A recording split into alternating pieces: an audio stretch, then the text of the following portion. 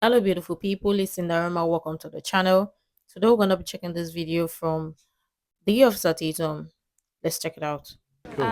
My question is, so you know how in Thomas Sowell he wrote this book called Discriminations and Yeah, Disparities, I actually read and he that. talks about personal motivations and how some people have grown up raised in whatever victimhood they have experienced, whether that's been single motherhood or Yeah, yeah. fatherlessness, homelessness, whatever, and they're grown basically up in that environment, and then they don't have the personal motivations, or they don't think or see themselves as being lawyers or doctors Yeah, or right. president or anything like that. They just see NBA players, rappers, Right. things like that, and we see that the left has put so much money and time and effort into reparations and critical race theory and stuff like that. How are they able to manipulate the situation when the outcomes are very much outweighing and having negative consequences? How are they so able to freely manipulate that situation? Yeah, that's a good question. What they're doing is they're weaponizing our struggle to sell us a lie.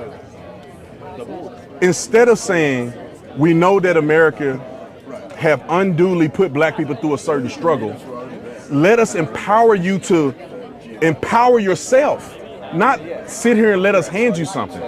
And that's what they've been doing over the last several years. They don't fix the schools. They just let you in a university with affirmative action. It's like, no, fix the schools so the kids are qualified and they're competitive. You don't go to the end of the line to try to fix something. You go to the root of it. Young black people, like when I was growing up, I never thought about being a doctor. I didn't know a doctor. I knew a whole bunch of dudes playing college football. I knew a whole bunch of dudes rapping. I wanted to be like, Tupac was my favorite rapper. Me and my cousins, when we were young, we used to try to battle rap each other to beat well, y'all probably too young to know Bone Thugs and Harmony and all them. But we used to battle rap to beat Bone Thugs and Harmony. We just didn't have the vision. And it's unfortunate that that just gets perpetuated and celebrated time and time again. I understand why it happens, because it's easier to be successful playing sports than it is in academics to a certain degree, right? Yeah. You come from a crappy school. I went to Dunbar High School, which I love my school, but it's in the hood, man, and we didn't have resources like that. Some people did very well academically. I didn't. I went to university and got a degree for free by playing sports. But what we have to understand and what needs to be preached is that there's life outside of just this glam of athletics and entertainment. We need to start finding other people to look up to than just LeBron. Like the young lady, and then I don't think she was black enough, but she didn't know who Ben Carson was. But if I asked her who Beyonce was, she'll tell me. And Ben Carson is far greater of an impact in American history than Beyonce could ever have. She makes music. Ben Carson is one of the most brilliant men to ever live out of any race of anybody. So I think that they've been playing us with the emotionalism and weaponizing our pain. Exactly. How many people or how many black people know Thomas Sowell or have heard of Thomas Sowell? Of course. You can count how many black people that know or have read Thomas Sowell books and all of that. Talk about other great black educators, great black professors who are doing so well for the community and all of that. Lots of people don't know them. They are not taught in schools. They're not told in schools. But you see, the entertainment is what is being pushed to black people, so they normalize it. So they tell you what to think. They present some certain image or some certain lifestyle and make it look okay, while sidelining some particular group and tell you, oh no, that is not for you, that does not belong to you, or that person is against you. Why are they telling you what to think or who to hate? They act like they care about you, or they act like they are doing you a favor or helping you, but in real sense, if you look at their tactics, is always the exact same. Is a repeated way just to keep people under their thumb or keep people controlled. That this is the exact same thing we talk about people in power, because they know is power. All they know is about power. So rather than them letting you go free, or rather than let them giving up control, they would rather find every measures or everything that they're gonna control you or control people. That's their tactics and that's their game. Because black people, I remember when I was in college and I took Africana Studies, my first class we learned about lynching. I was so mad I was so mad at white people when I saw that I used to walk through campus and I would walk straight and I'd be like, let a white person bump into me. I had this anger and hatred that I had when I saw how they did these black people. So the question from that point is that, do you go with hatred or do you understand what has happened and you want to be better? and you understand that me and you and none of these people have nothing to do with slavery. We have nothing to do with it. That stuff was a long time ago. To me, slavery doesn't affect us today.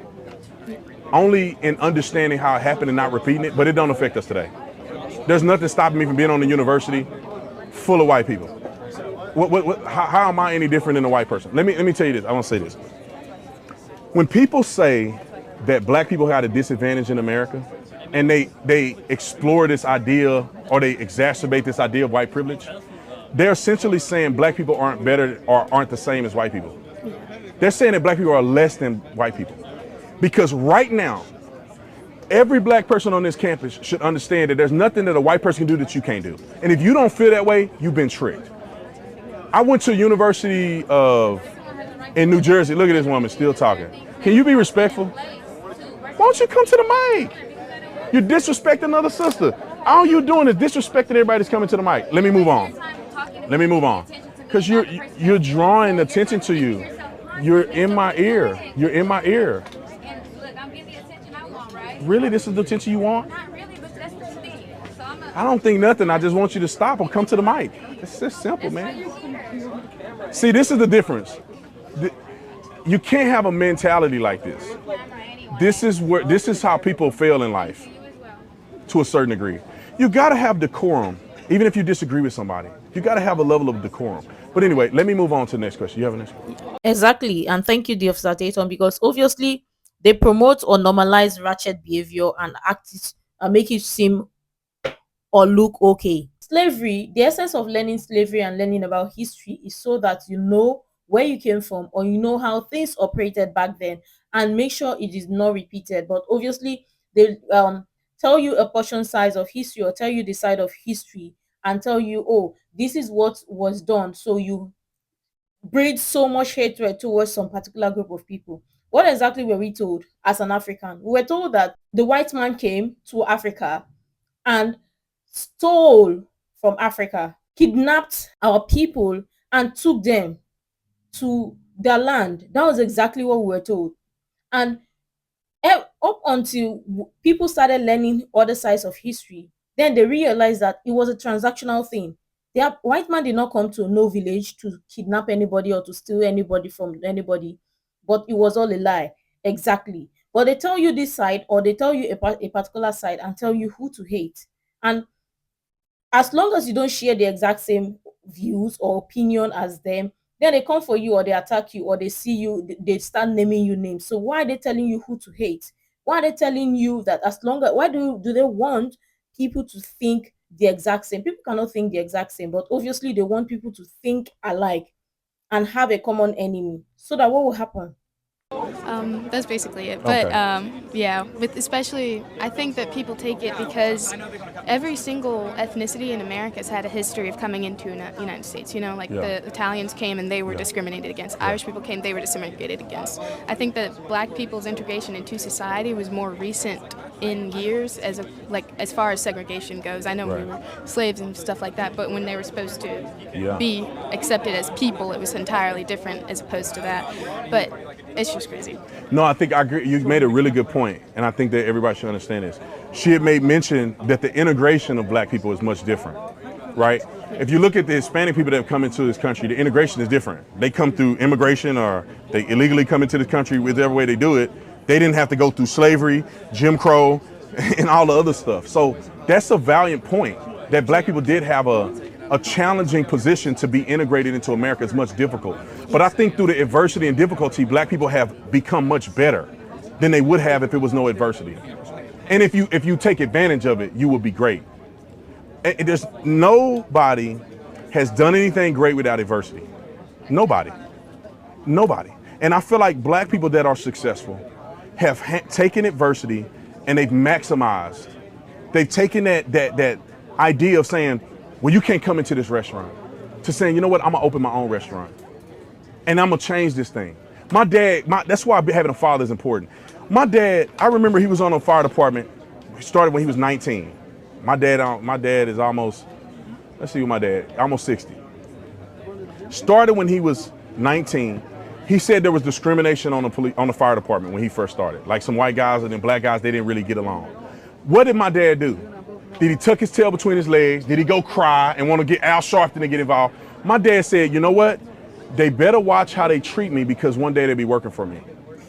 My dad became the chief, Fort Worth, Texas. He was a battalion chief in Fort Worth, Texas, retired. Chief of Waco, retired. Chief of Keller, Texas.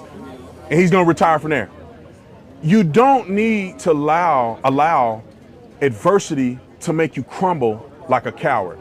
You take adversity and you maximize and you become great because of it. I came from Fort Worth, Texas, Dunbar High School, and Stop 6 in the hood. I didn't let that dictate who I would become. I said, you know what? I see people selling drugs. I'm gonna give you an example. We used to have this car wash, and you get your car washed for like $5. Them crackheads, I don't know how they end up putting coins in there or whatever. They'll wash your car $5. One day I went to the car wash, get my car wash, and I saw a brother smoking crack behind that car wash, and it hurt me. I said, why am I giving money to see my brother smoke crack on the back of this thing just to get my car washed? That changed how I saw my own community. And I said, I want to make a difference. I'm gonna become a police officer because I want to make a difference in policing. I want to go to university and get an education because most people in my family have never been to a university. I took adversity and I said, let me take this adversity and use it as fuel to make me become the greatest man that I can be. And if everybody does that and are consistent, they will maximize what God has for them. Not everybody gonna be rich. Not everybody gonna be Elon Musk. That's not your goal. Your goal is to play the cards that God has put in your hand. And that goal may be being a good mom. That goal may be being a straight A student, graduating cum laude, summa cum laude. That may be just being a good person to other people and changing people's lives. Like, we have to understand that. It's not a failure if you're not rich and you don't get to this pinnacle of what people lie to you about as the American dream. It's about maximizing who you are and getting to the peak of what you can become. Exactly what he said. And thank you, the Tatum.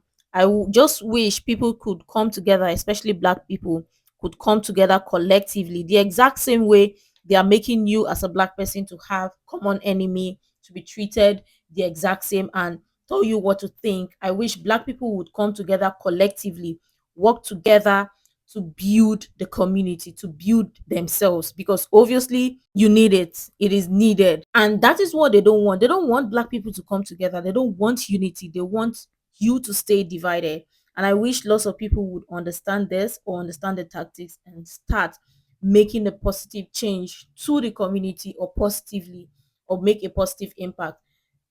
Regardless, they want you to feel so much hate towards yourself, towards your brother, and all of that, because obviously it is a lot easier to control people when they are divided than to control people when they are together or in unity. And black people collectively need to come together. They need to start acting now and come together to build their community. Nobody's going to do it for you except you make that conscious effort to come together to build your community. Ask yourself the question, why are they telling you what to think? Why is somebody constantly feeding in your ear, telling you who to hate? Why is that? Why are they afraid of you finding and knowing the truth and having a better lifestyle for yourself? Why are they afraid of it? Ask yourself that question. But thank you, the Officer Tatum, for sharing this. Let me know what you think about this. I wish lots of people would start listening to this and the right message. Let me know what you think. I'm sure tons of people have interesting things to share. I really love to share that. You can share other useful information you think might be really helpful. Make sure to like, comment, and subscribe and all of that stuff. And until next time, see you in the next video.